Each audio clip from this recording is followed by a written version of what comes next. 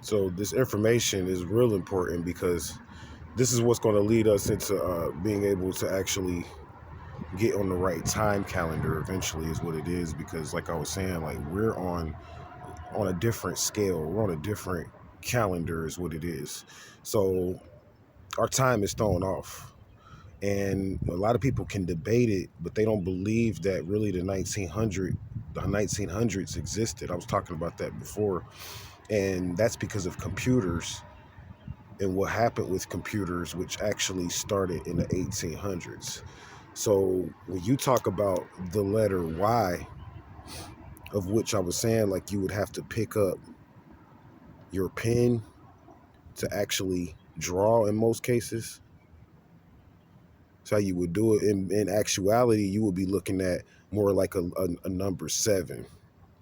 And I was telling you about the predator and his language and how his language was similar to like tick-tock and a clock, where it was a set of squares or a set of lines that disappear as time elapsed. This is very important because our connection with the computers in the past has been disconnected based upon the English language and our language. See, when computers first came out, believe it or not, they were revealed in Arabic.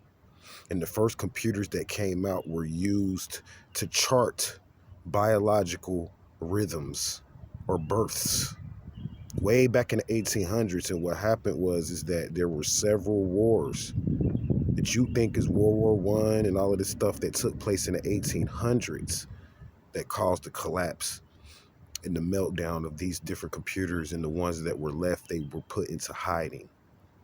No one knows where they're at, and at this time they would be worth billions of dollars. So I'm going to go into more, have to shut down, time is low. But the number 7, I'll say this, very important, is the secret. This is the secret number because the number 7 links into the letter Y. Actually, the number 7 is the letter Y. You can draw it without picking up your pen, and why the number 7 and why the letter Y is what we'll go into in the future. The most important numbers when you deal with computers, even though the X is the master letter for the Y, this is only when you go into alphabets and counting, because the original Y, again, will take you into what's called geometry or sacred gematria, of which goes into geometry, which would take you into the 7, which goes into a diagonal line connecting to a horizontal line. Very important when you talk about computers and counting, because this is going to take you into something that's called the slash. This is what you call it on the keyboard. It's called the slash. And you notice that you see a slash connecting to a hyphen. This is what the number 7 is. So we'll take you into that in the future. What is the slash? Why the hyphen? What does this have to do with currency? How much money is this computer actually worth in the 1800s? Where are they at?